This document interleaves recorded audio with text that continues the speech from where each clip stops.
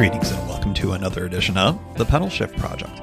The Pedal Shift Project is a series of conversations, thoughts, and experiments on bicycle travel adventures. From tips and tricks to ideas on how to ride your ride, let's shrink the world by bike. Show notes and more are available at pedalshift.net/385, and you can email the show at pedalshift@pedalshift.net or text me at 202-930-1109 and check Pedal Shift out on all the socials as well. Hello, everybody, and welcome to the 385th edition of the Pedal Shift Project. My name's Tim Mooney. Thanks so much for joining. On this edition, part 4, the final day of the NoDak Northern Tier Adventure.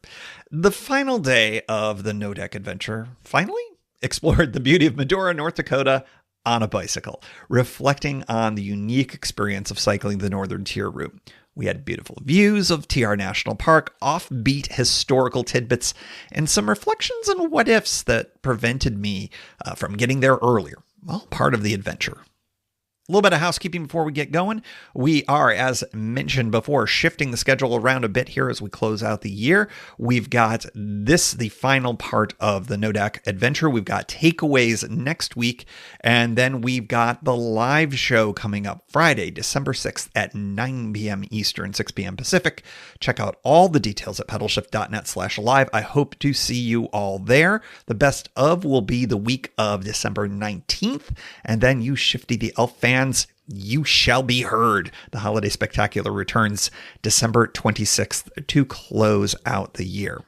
All right, without further ado, part 4 of the NoDak Northern Tier Adventure.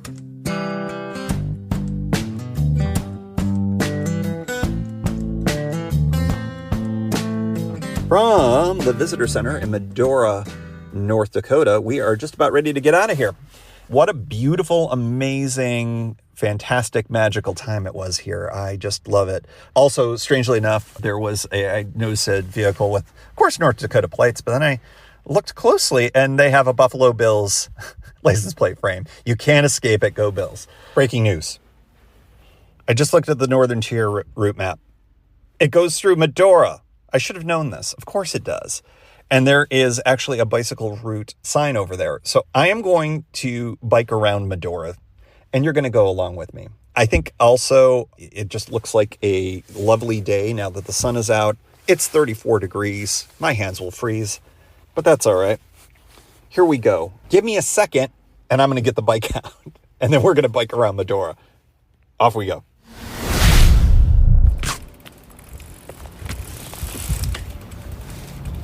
I am going to cross what I believe is the Little Missouri River, because that makes sense. I'm going right by here, the TR National Park sign, the turnoff into the park. I am parked outside of the park itself, and I am now on the official bike route. And the reason why I know that is because I see a sign that says so.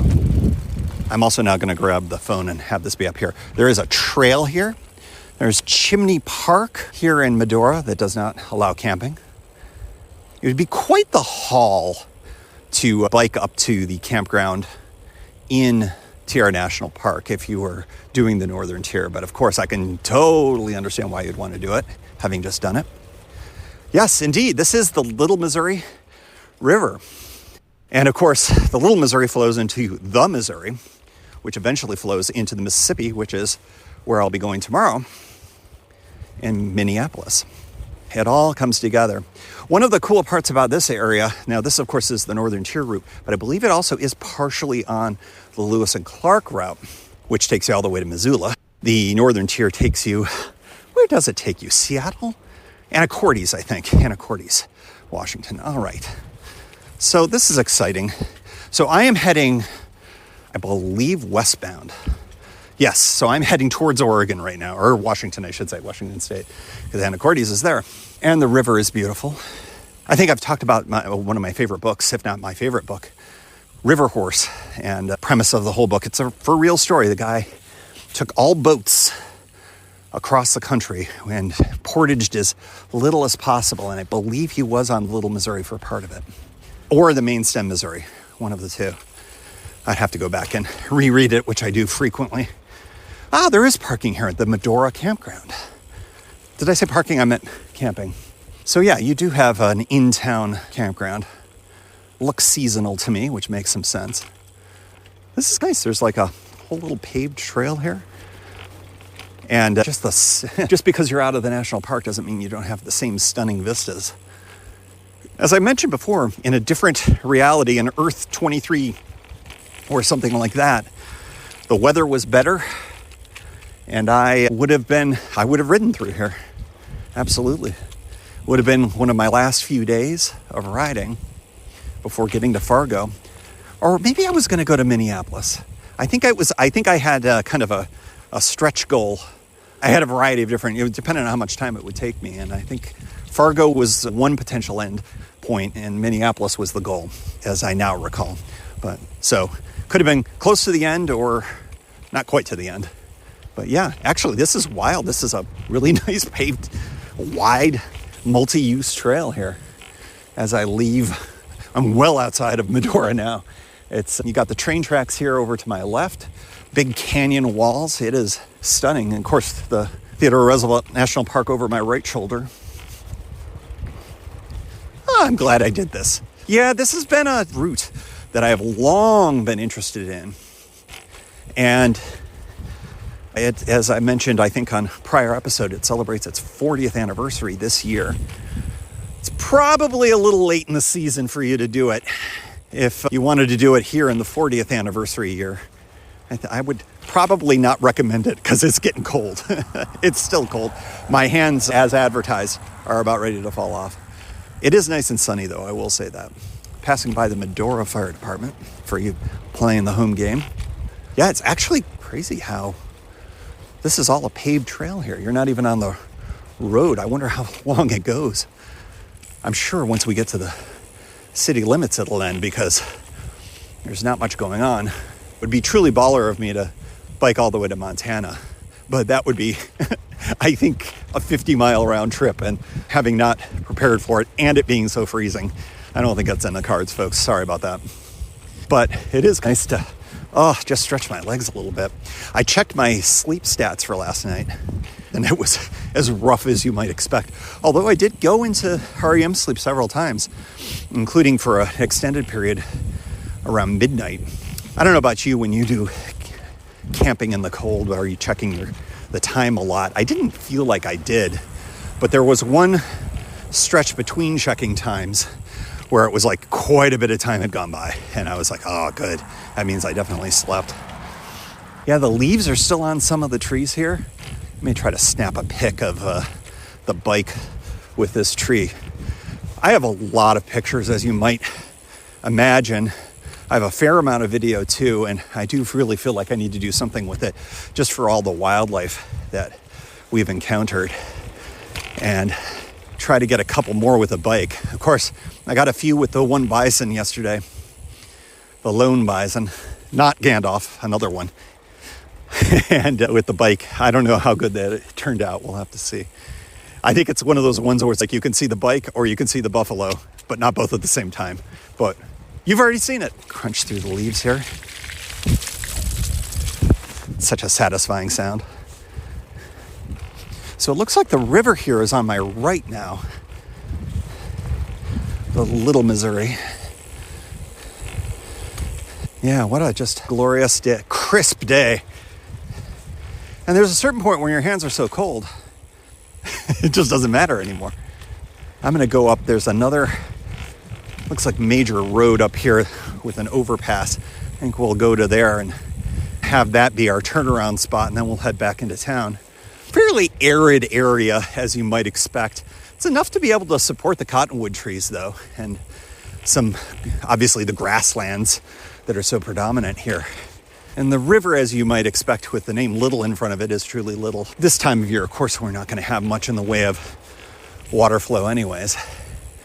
But there is some water in there. Of course, this area is prone to flooding.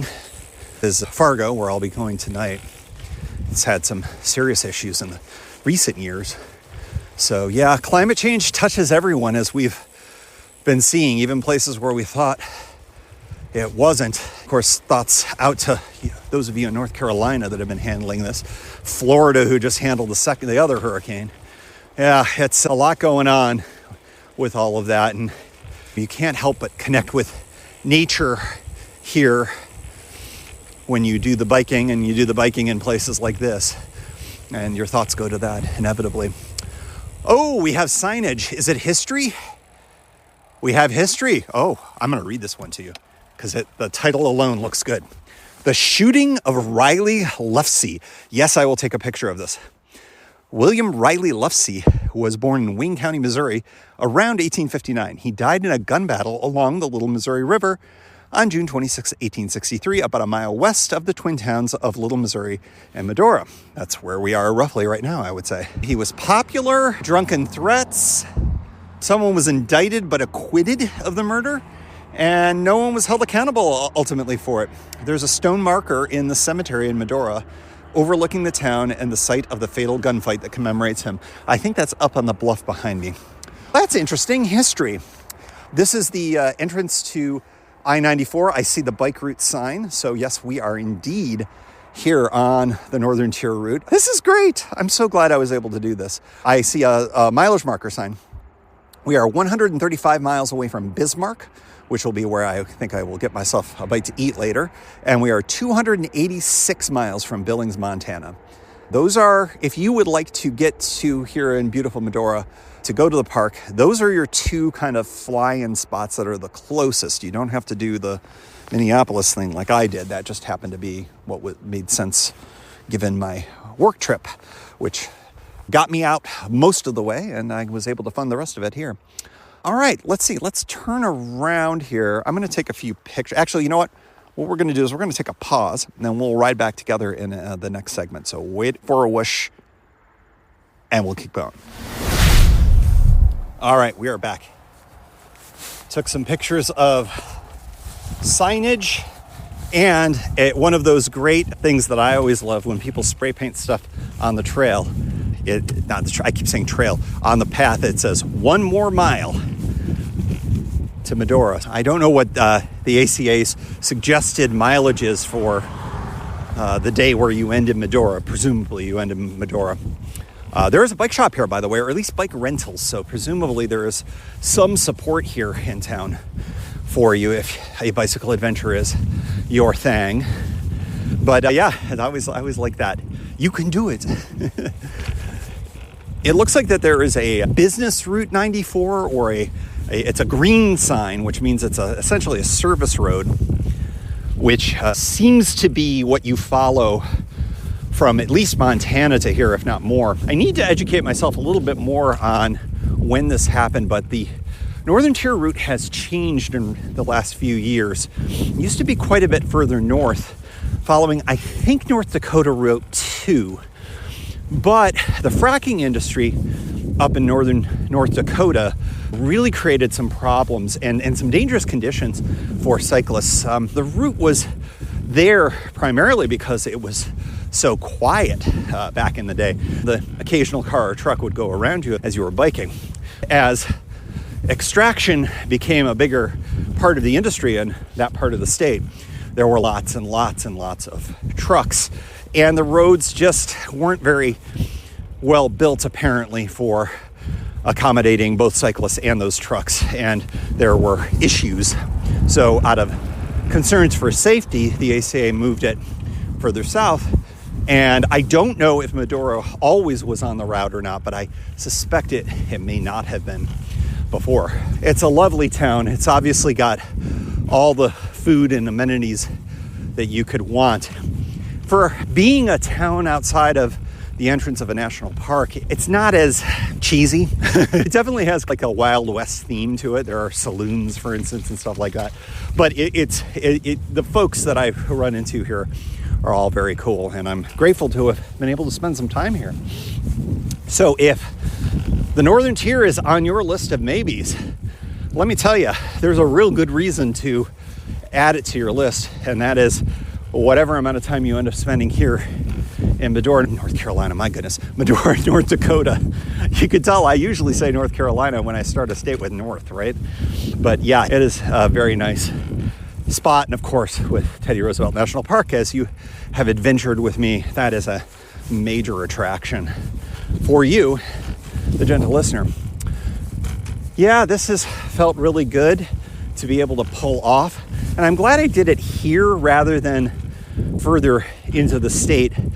As I discovered to my disappointment, and you were there with me, this isn't news to you, that Bismarck and some of the other places, there just wasn't a real bikeable area that I could see.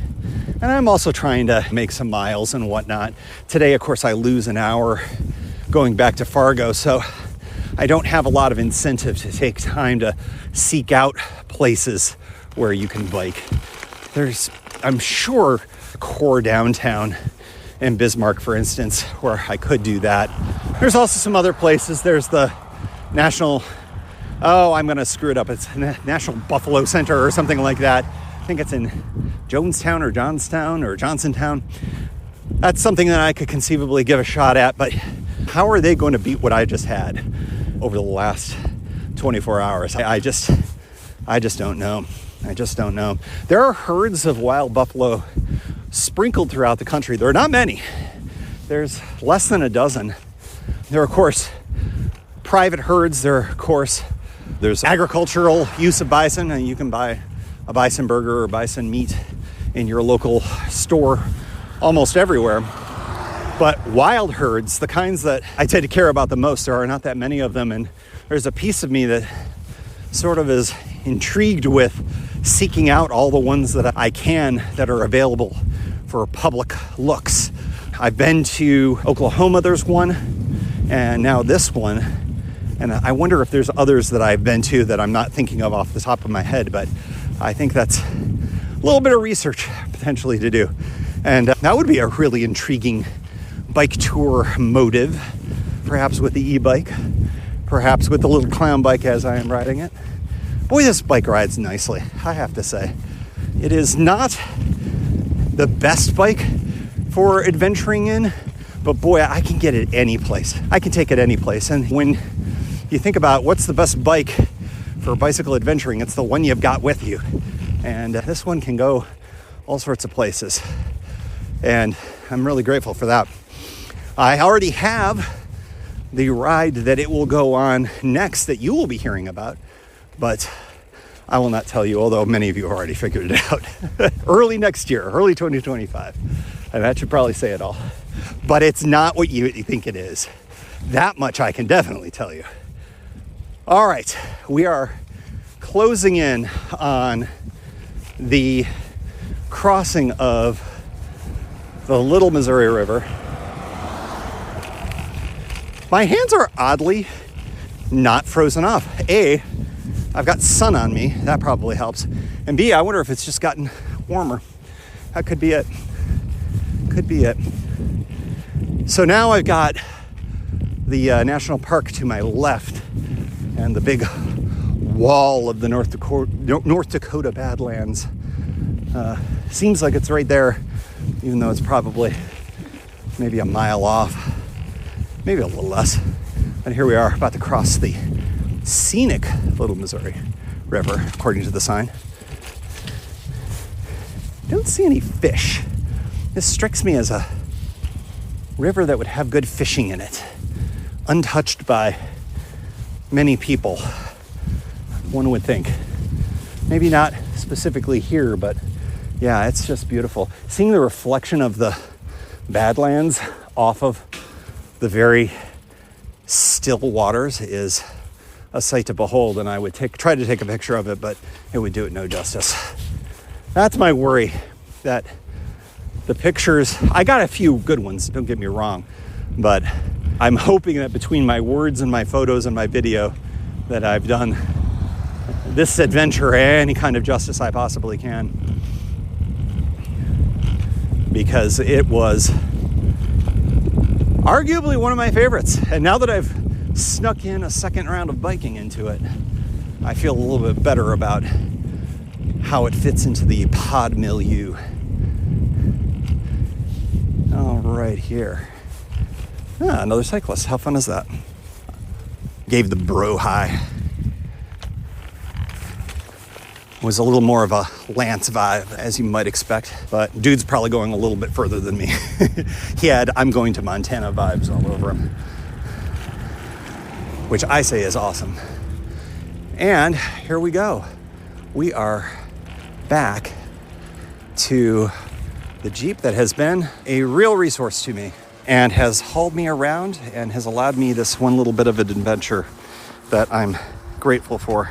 And I'm grateful for you all too for coming along on that portion. Now we got some biking in. We did it at least twice, and we rode the Northern Tier route, partially.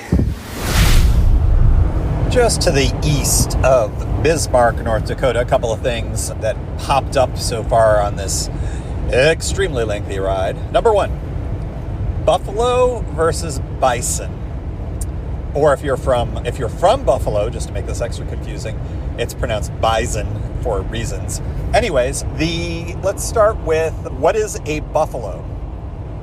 A buffalo includes bison, the American buffalo, and it also includes other buffaloes as well. So it is incorrect technically to say that the bison that I saw were buffalo, except they are too. If I said that's a buffalo, it's not specific enough, according to some. I think it's an umbrella term. There's also the argument that when you say buffalo, it might be other buffalo, like water buffalo and stuff like that. Anyways, I found that to be very confusing. I think that the answer is that if you're going to refer to the creatures that I saw as buffalo, it is more correct to say North American buffalo or American buffalo, because then you are more specifically shouting out bison, or if you're from Buffalo, bison. Did you follow any of that? I did. Anyways, okay, so that's that. The other thing that I did was I decided to stop for a bite to eat, which was way harder than I thought it was going to be, because many businesses are closed on Sundays, which shouldn't be that surprising. But all the ones that I wanted to go to were definitely closed on Sundays. Where did that leave me? I finally found a place to get a bite to eat. I wanted to get something a little more local, and I think I succeeded in that. But the route out of Bismarck took me by the state capitol building. And wow, was that a surprise. You know how most state capitol buildings are domed or, I don't know, fancy? The one in St. Paul, domed and fancy. I saw that on this particular trip. Didn't take a picture of it, but nice looking. And they're all nice looking in their own way. The North Dakota one looks like, I don't know, an insurance building. It's just like a building. There's no dome, there's no nothing. It's very interesting. Yeah, it's on a beautiful piece of property. There was a statue of some Native Americans, I believe, in the front. It was notable, but surprising. So that was my trip to Bismarck. I'm going to be stopping in Jamestown, I think it's Jamestown, where the Buffalo Museum is, and they probably could tell me if it's bison or buffalo, but I already know, so I don't have to. But I will stop and get gas, because I am, it looks like 9 miles short of the gas I need to get to my hotel tonight. And by filling up now, that means that I'll only have to fill up one more time tomorrow, I think, when I get to the Minneapolis area. I'll have to fill up at some point before I go to the airport, of course, because I never do the thing where I return it empty, because I think it's a lot easier to return it full than to drive a vehicle down to empty. That's really hard, I find. And I think that they bank on that. That's what I'll be doing, and I determined that I should probably leave the hotel tomorrow morning at about 7:30 or so. The reason why I throw all this at you is I'm not going to continue to record these things for you, mainly because it's not that interesting, I think, to go from here to the airport, right? Because of that, we'll be concluding in Fargo, North Dakota tonight at the end of all of this, and maybe I'll have a couple of extra thoughts. We will do a takeaway episode as well for all of the wonderful things that have gone on this quasi-bike adjacent adventure. A bike was brought with me. I did do some cycling, and in fact, the cycling that I did were some of my favorite parts of the entire trip, so there's that. But to sum it all up, call them bison if you want to be specific, or bison if you're from Buffalo. The North Dakota Capitol is, I don't want to say underwhelming, surprising. It's surprising. and I have to get gas in a bit. There you go. That's the update. Good morning. Yeah, no, I didn't end up recording anything else yesterday. We are on our way to Minnesota. In fact, I'll be crossing the state line as we talk here to wrap up this part and this series, the NoDak Adventure. Makes sense. Oh, here we go. Minnesota welcomes you. There we go. They have a much better signage set up than North Dakota does in the opposite direction, which was just, yeah, you're in North Dakota. You knew that. So yeah, I got a good night's sleep and got all packed up. I feel pretty confident about the bike going back. And yeah, it's funny. I find sometimes flying back after any kind of a bicycle adventure, you would think it would be harder to get everything back into your bag, but I find it sometimes easier, and everything just fit a lot easier.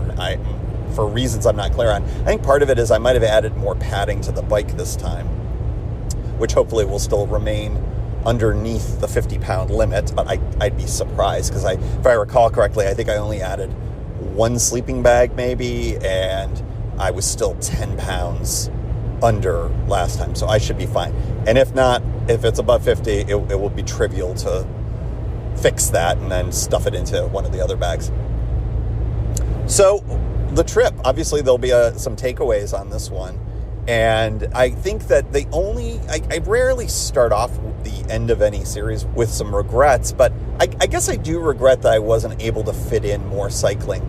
But as I really think about it, I did about as much as I could have. The only thing extra that I really wanted to do was some cycling here in Fargo. And I suppose I could have done a little bit last night, but again, Fargo does not have as much infrastructure where I was in either evening here. And I could have driven after 2 long days of driving yesterday more. It just wasn't in the cards. I suppose to look a little bit more at what Fargo might have to offer should I ever return. But that was the other thing that I'm thinking of. A lot of the times when I was looking around or lingering and maybe being a little reflective, there was a part of me that says, I may never be back here ever again.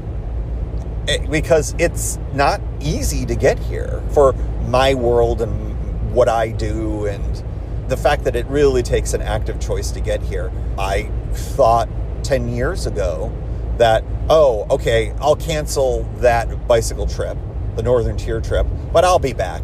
I'll get there, no problem.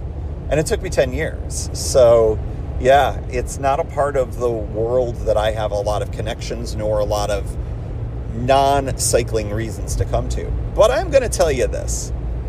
I am a big fan of national parks, and I've always wanted to go to Theodore Roosevelt National Park for as long as I can remember, as long as I was aware of it, looking at the map of all the different national parks. I was so intrigued by it because of the bison and whatnot. And it just totally exceeded my expectations. It really blew me away. And I think that might be the thing that brings me back someday. Maybe I'd come from the Billings side or something like that.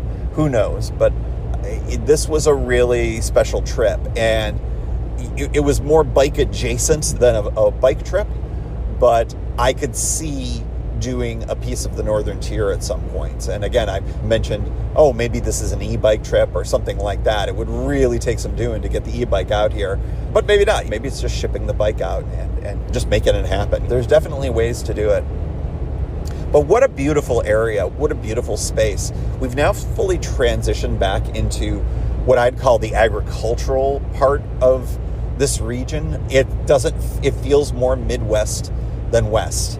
It reminds me of the Nebraskas and perhaps a little bit of the Iowas and the flatter parts.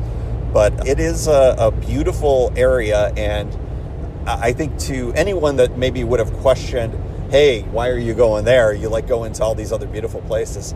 Man, beauty finds itself everywhere, in places that are maligned for not being very beautiful.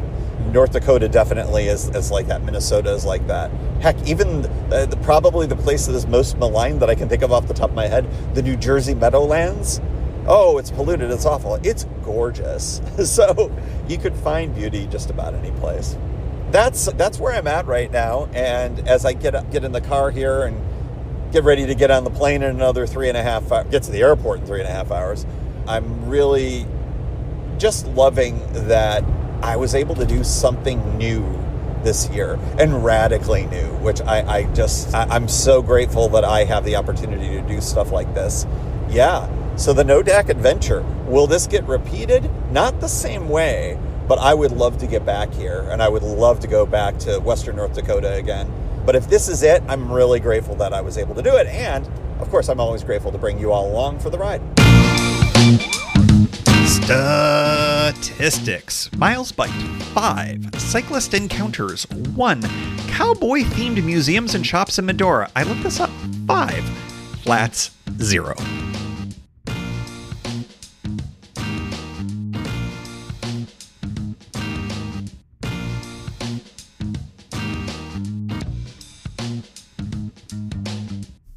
And as always, we like to close out the show with a special shout out to the Pedal Shift Society. Because of support from listeners like you, Pedal Shift is a weekly bicycle touring podcast with a global community. Expanding into live shows and covering new tours. If you like what you hear, you can support the show for $5, $2, or even $1 a month.